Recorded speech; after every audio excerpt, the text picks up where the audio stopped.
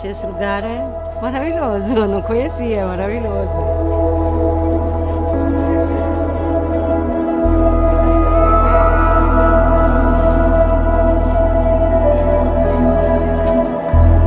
Não sei o que é inteligência coletiva. Transformar o que você pensa, né, junto e trazer pessoas a pensar com você. Como que elas formam o pensamento. Eu imagino que seja uma construção de um grupo para inventar modos de ser e de trabalhar. Eu penso num conjunto de saberes, uma troca. Identificar potências no que existe para construir algo melhor. Conjunto de pessoas pensando juntos, né, sobre um tema, sobre uma questão. E no caso desse curso que é sobre a saúde, é pensando como que a gente pode melhorar e ter ferramentas, ter inteligência para trabalhar e se aprimorar na questão da saúde. Imagino que seja isso, não sei.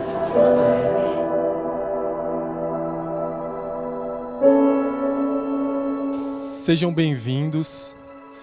Eu vou propor uma pergunta para vocês, a gente vai projetar aqui, e vocês vão começar a conversar sobre ela. A experiência do trabalho em rede acontece? Como se dá na prática? O que facilita e o que dificulta? O que faz acontecer e o que impede?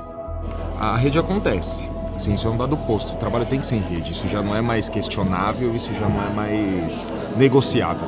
Eu sou assistente social, então a gente tem uma parceria com os psicólogos, com as agentes comunitárias, enfermeiras, com a própria gerente. Então, até em relação à pergunta, um pouco do desafio é quando a gente tenta o contato com os serviços de fora. Porque às vezes falha um pouco a comunicação. A gente encaminha um usuário, um paciente, ele chega no outro lado, aí a pessoa fala, mas não é esse tipo de encaminhamento. Aí a pessoa acaba retornando para a UBS, então falta um pouco de comunicação, eu acredito. Eu acho que um dos problemas é que as equipes, as pessoas passam muito, então tinha uma pessoa que está hoje que não estava de rotatividade das pessoas. Esse é um dos. Eles estão no CAPS, mas são da UBS, então todos os exames, todas as questões são feitas na própria UBS. A gente vai direcionando, né? A gente direciona cada vez mais ele para a UBS. Você chega num serviço para discutir e a ideia que fica muitas vezes é a passagem de caso mesmo. Do ponto de vista político, inclusive, né? Deu uma enrijecida nas relações de trabalho, de criatividade. Vocês foram pela rede mais afetiva, do encontro e tal, e a gente foi falando mais das possibilidades ou não das redes institucionais. Então, vamos supor, ele é um paciente que não vai receber seus insumos de diabetes, e qual é o impacto que isso vai trazer a longo prazo? Né? Porque hoje eu não abasteço com o básico, mas eu vou ter que gastar depois na atenção terciária com ele. Né? Porque ele vai adoecer, ele pode ter uma amputação, por exemplo. Aí, além de eu gastar na atenção terciária, eu tenho que gastar na reabilitação desse paciente. Então, né, eu acho que a falta desse planejamento, a falta do financiamento, dos recursos financeiros, também, se não for bem planejado, ele também traz um impacto a longo prazo. Na verdade, os usuários, eles traçam redes, né? E a gente, às vezes, itinerantes não são redes fixas, né? A partir das suas necessidades. A partir das suas necessidades. Na verdade, a rede é constituída a partir das necessidades. Estava dando um exemplo no CAPS Infantil, a gente não tem uma intenção inicialmente de conversar com a Fundação Casa, né? Mas os nossos usuários demandam, né? Criam essa necessidade. Ou de conversar inicialmente com a Defensoria, não faz parte quando a gente pensa a rede de atenção psicossocial, o que está a proposta institucional, ela não consta inicialmente desses atores, mas a necessidade faz com que, inclusive, hoje sejam parceiros, participem e que a gente estabeleça conexões que antes não eram pensadas. Talvez a gente definir o conceito de rede, porque ele é amplo. Qual que é o conceito? Ele é amplo. Então, eu acho que quando a gente fala em rede, eu acho que vai da formação, do conhecimento científico, teórico, de que cada um tem, cultural. Para mim, rede está interligado no macro, um olhar de atenção primária, secundária, terciária. Rede também pode estar interligada na minha base, que nem você trouxe agora. Eu posso ter um serviço de UBS. Construir redes é também incluir essas redes dos usuários no nosso trabalho. Mas eu fico aqui pensando também, gente, que é uma discussão que a gente está... E essa rede formal muitas vezes impossibilita de que essa rede de afetos ocorra. Ela é muito engessada. Mas, por outro lado, tem um investimento de cada um para que isso aconteça, sim, né? Porque, sim. por exemplo, a gente às vezes se reúne, paga supervisão institucional, os colegas vamos se reunir porque a gente tem tal questão fora do horário de trabalho. A gente tem um investimento naquilo que a gente acredita que pode ser potente, que precisa acontecer dentro dos territórios. A sensação que dá lá também é que a rede ela é feita por aquela pessoa, não é a unidade. Sim, esse é o problema. Se ela sai... Que aí sai do nível do campo institucional, acabou, fica no campo relacional. Então é só a relação. Ela saiu, acabou a rede. O que poderia facilitar a rede seria um conhecimento, conhecer as pessoas, estar junto com os outros equipamentos, nesse conhecimento formar vínculos, e a partir daí isso poderia ser um facilitador para a constituição de rede. Toda rede tem seus nós, seja a rede, por exemplo, que a gente deita, e que às vezes esses nós são necessários para sustentar até o balançar dessa rede e a fluidez dessa rede. Mas que parece que por vezes a gente vai dizendo sempre os nós da rede muito como sinônimo de problemas. E isso a gente vai gastando muita libido nisso, nesse sentido, assim, foi mais ou menos isso. E aí, quando chegou o segundo grupo, o que eles foram dizendo muito é que também tem muitos atravessamentos que formam outros tipos de nós nessa rede que são importantes ser colocados. Então, por exemplo, a questão, eles estão falando muito das metas. Então, do quanto a meta e dessa lógica de produção vai atravessando essa rede, vai dificultando também a constituição do cuidado. A dificuldade, por exemplo, de conversar educação, saúde, judiciário, no sentido de que tem muita diferença de linguagem e, às vezes, para a gente conseguir chegar num ponto comum do que está falando, eu preciso entender quais são os termos que você está usando, que é muito diferente dos meus termos, assim. E que, por vezes, fica muito numa lógica também de saber, e aí, né, como dizia Foucault, não dá para segregar saber e poder, né? Muito numa lógica, tá, você que é o especialista em saúde mental, me diz, então, o que eu faço agora? De uma certa passividade, mas de como também... Quanto isso interfere na rede e como que a gente pode lidar com isso para ir tentando, de alguma forma, modificá-las. Desta vez, a proposta é fazer uma reflexão em torno da ideia de produção de saúde. O que quer dizer exatamente produzir saúde? Quem produz? Como se produz? Você se vê participando da produção de saúde? Produção de saúde, para mim, eu não consigo enxergar assim, sabe? Eu estou lá, psicóloga, atendendo e produzo. Eu faço isso em conjunto com uma pessoa ou com várias pessoas na equipe que eu trabalho. Você monta um grupo com base na sua expertise, no que você acredita que é saúde, né? E aí você oferece aquilo e está produzindo saúde no outro. Pode ser que sim, pode ser que não. É que tem uma diferença de ofertar para o outro e construir com o outro. Eu acho que quem produz a saúde, na minha concepção, é a rede. Agora, quem promove a saúde somos nós, profissionais. Eu prefiro o termo de promover. Porque produzir saúde é esquisito esse termo, não consigo entender. Fica uma condição, às vezes, de trabalho para o médico e outros profissionais, de metas, de que tem que atender, sei lá, quantas horas, 400 horas. E aí qual vai ser a qualidade desse serviço, né? O quanto o sujeito adoecido, ele também não consegue criar, ele não consegue promover, ele não consegue propiciar uma escuta de qualidade, né? E aí fica nessa coisa da produção de saúde, fica mecânico mesmo, né? Fica mecânico, porque ele vira um robô também, né? E a gente tem que promover. E promover com qualidade, com presença, não adianta só o corpo lá, né? Eu acho que a gente está falando do quanto que a gente é agente de uma produção que não é capitalista, que não é material, vamos dizer, mas que ela é uma questão muito mais... Afetivo? Sim, tem vínculo afetivo, tem uma questão de você produzir essas relações, né? De você propiciar para o outro uma oportunidade com a escuta, de ele poder ter uma intervenção muito diferente, né, do que é uma intervenção, por exemplo, médica, queixa-conduta. Então, eu acho que isso é uma produção. Eu acho que ter produção artística não necessariamente é uma produção material. Tá muito a mídia, quer dizer, é muito forte o lado que promove a saúde como mercadoria, né, a ser consumida. É muito forte hoje na nossa sociedade. Que promove o direito mesclado e atrapalhado com o consumo. Não, mas é meu direito. Meu direito, né? Essa loucura entre direito e consumo, que às vezes a gente se atrapalha. Eu já me peguei atrapalhada várias vezes de pensar. A gente ficou muito temeroso com o contrato de gestão, que engessaria muito as metas e traria uma produção muito dura, né? Uma produção de dados quantitativa, né? Muito dura e diminuiria a qualidade.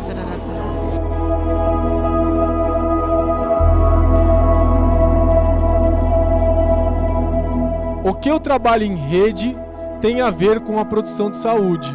Como articular estas duas reflexões? Podemos falar em redes de produção de saúde? Quem produz nessa rede? Como essa rede produz? A gente cuida dos casos graves.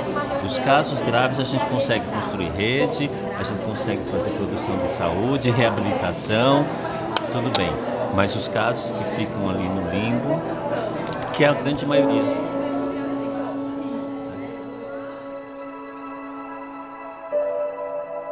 Produzir saúde é algo muito particular, né, que pode ter a contribuição, né, dos profissionais e das instituições, mas se a gente não der ouvido a esse sujeito no sentido de entender e de produzir com ele esse espaço em que ele busca, né, como sendo um espaço de saúde, a gente não vai entender e não vai contribuir para o desenvolvimento desse sujeito. Vamos agora para a última rodada. A gente discutiu que as redes também podem ser formadas a partir de disparadores, de acontecimentos, de cenários.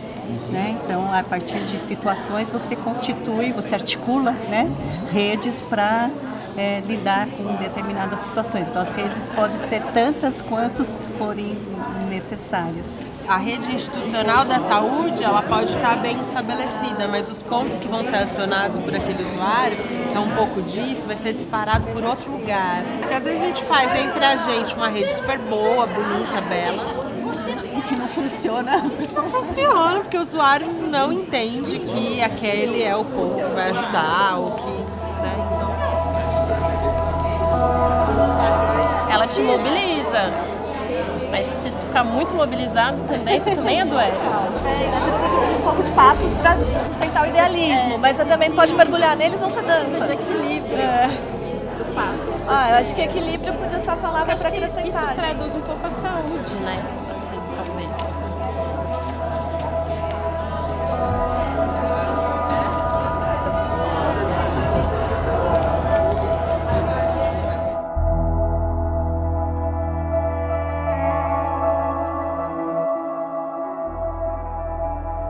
Então a gente vai começar com uma atividade chamada Aquário. Só pode falar as pessoas que estão aqui no centro.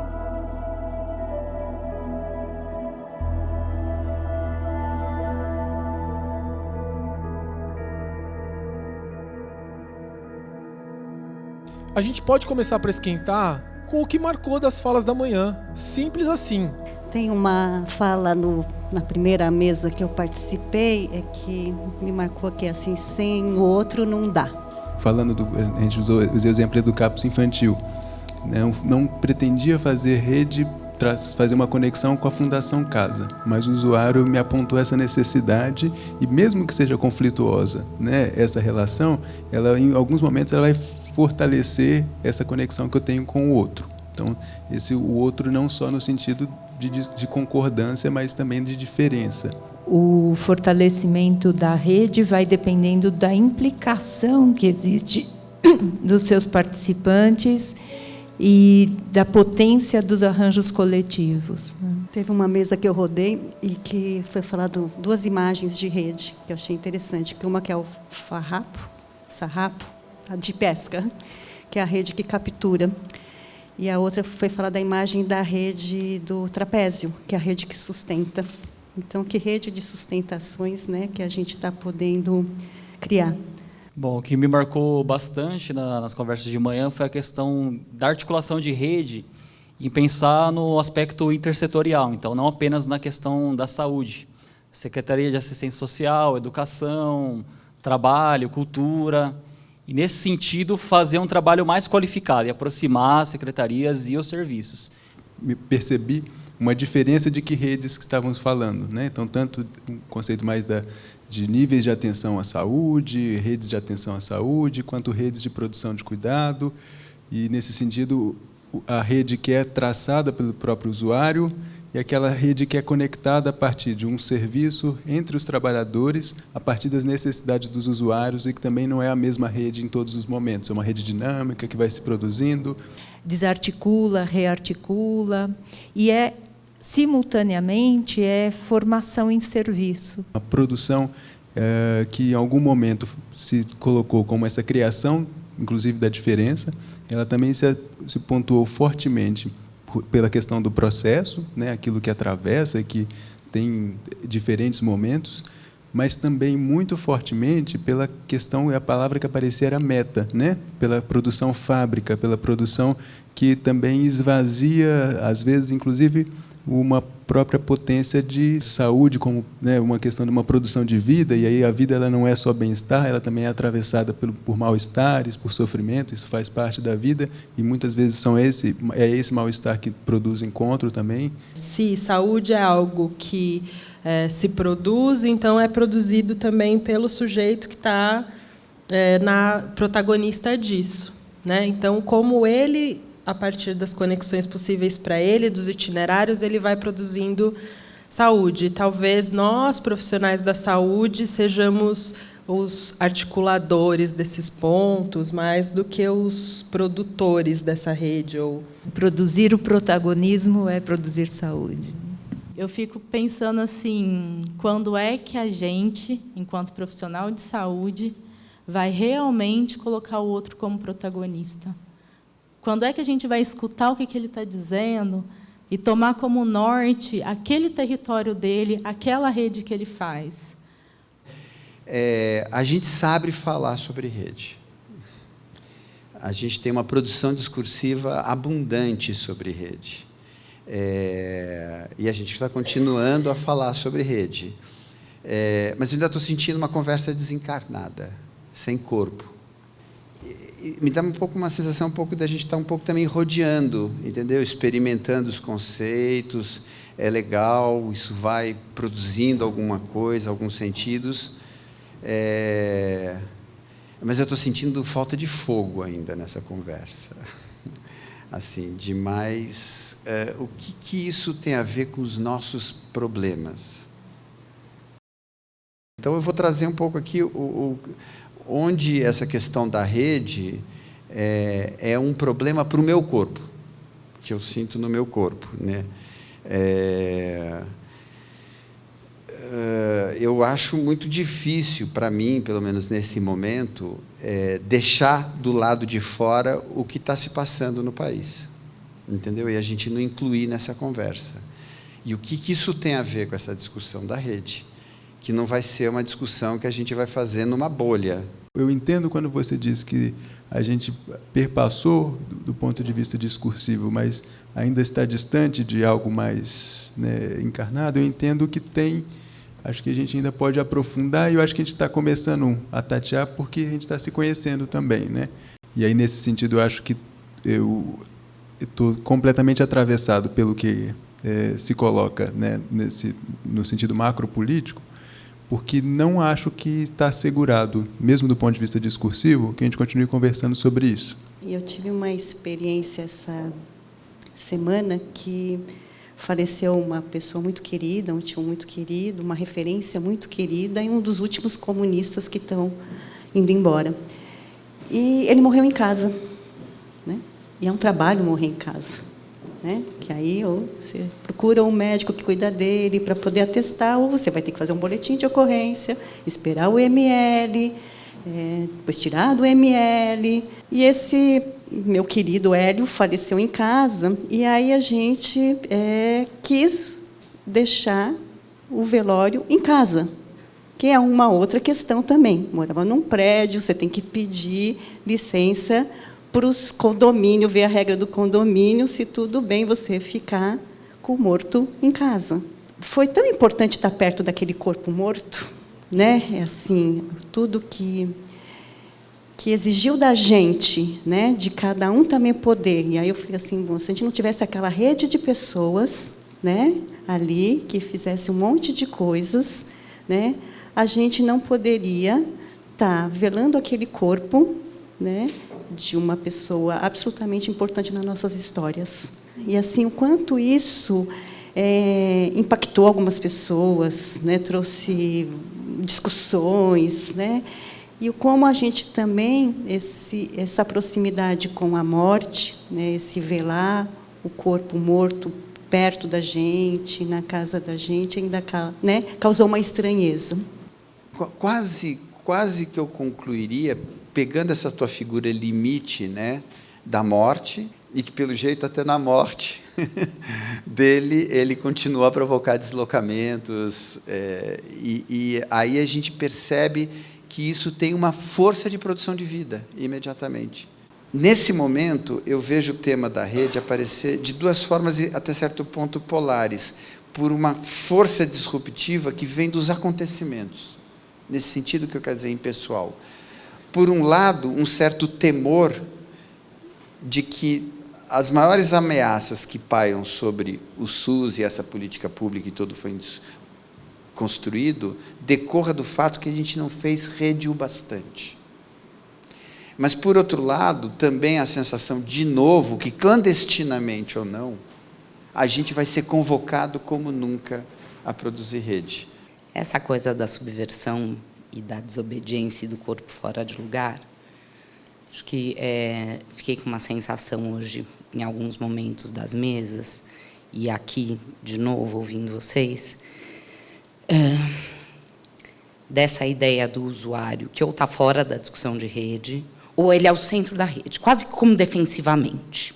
Fiquei pensando a quem é, no nosso dia a dia, quem tem o privilégio da subversão e da desobediência. Porque tem uma coisa que, quando a gente vai pensar nessa ideia da construção de um cuidado onde o interessado tem que pensar junto, né? Quando ele pensa diferente do que é o meu interesse, qual que é o grau de possibilidade de desobediência e de subversão do usuário na rede, por exemplo? Lúcia estava dizendo aqui, quer dizer, o morto, é importante a presença dele ali, morreu em casa, coisa mais legal, no entanto, toda a burocracia tem um monte de camadas e que se a gente for olhar, em grande medida, muito justificáveis, né, do ponto de vista do crime, etc. e tal, mas que você tem que enfrentar para poder, por exemplo, fazer um luto e viver o afeto de uma separação. E muitas vezes, inclusive, produzindo subversões e desobediências civis. E muitas vezes não sozinho, né?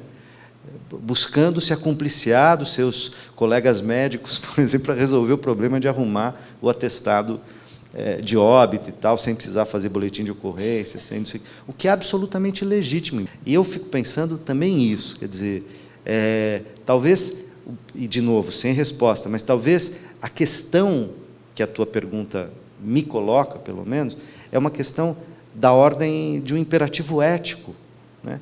Que é assim, ora, diante de uma situação como a que você está dizendo, qual é o critério para eu dizer qual é a subversão que interessa e qual aquela que não interessa? Inclusive na condição de gestor que vocês são. Quer dizer, o que eu convoco de criatividade e, portanto, eventualmente de indisciplina das equipes que eu coordeno, dos equipamentos que eu faço a gestão, e quais eu vou dizer, então, do ponto de vista das apostas, dos contratos, das pactuações com a política pública, com os princípios do SUS, com etc., não cabem, nós vamos ver a cada vez, mas quais cabem e quais não cabem. E aonde a gente vai estabelecer o critério de quem define se elas cabem ou não cabem. E aonde? Me parece que esse é um pouco o campo da luta da produção de saúde e de produção de rede. Se a gente não se colocar essa pergunta o tempo todo, a gente está fazendo, está se colocando numa condição, digamos, quase de falar sobre a produção de saúde, e não de se colocar na condição de fazer saúde. Acho que talvez agora, vocês foram falando, foi ficando claro para mim que é a minha questão.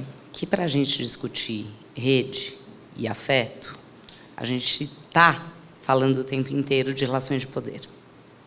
E que poderes são mais poderosos ou menos poderosos em cada momento, em que circunstâncias, e como, para mim, é uma questão fundamental a gente poder se interrogar o tempo todo nesse lugar do poder do técnico na relação com o usuário, na produção do cuidado. Acho que isso é o meu maior incômodo, quando a gente usa desse poder, por exemplo, para transformar uma transgressão num diagnóstico. Por mais que a gente afirme a necessidade do protagonismo, na prática, a desobediência é transformada ou em diagnóstico, ou em não aderência, ou em ingratidão, ou em etc. Eu estou incomodada com essa coisa de que vocês estão falando e eu estou distante, eu não estou conseguindo encarnar.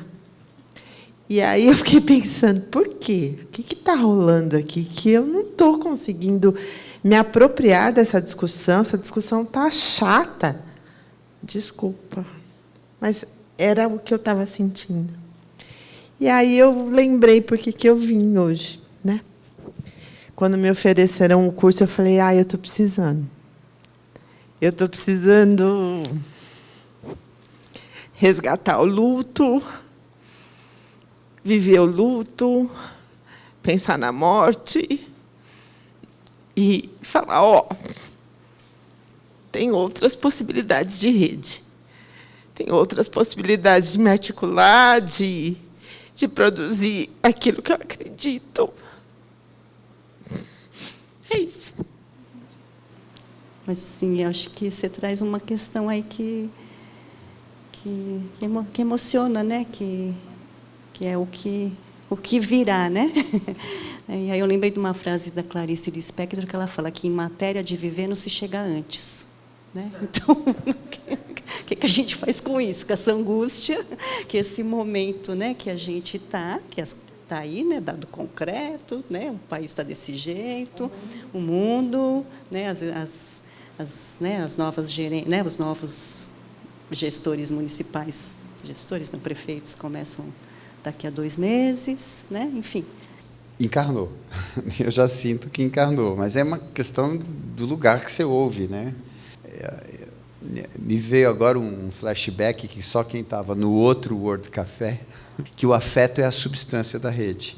É quase que aqui o que me ocorreu dizer é o corpo é a substância da rede. Quando a gente fala, né, num cuidado na comunidade, a gente está falando de um cuidado que diz respeito também a reconectar aquele corpo, né, aquele corpo com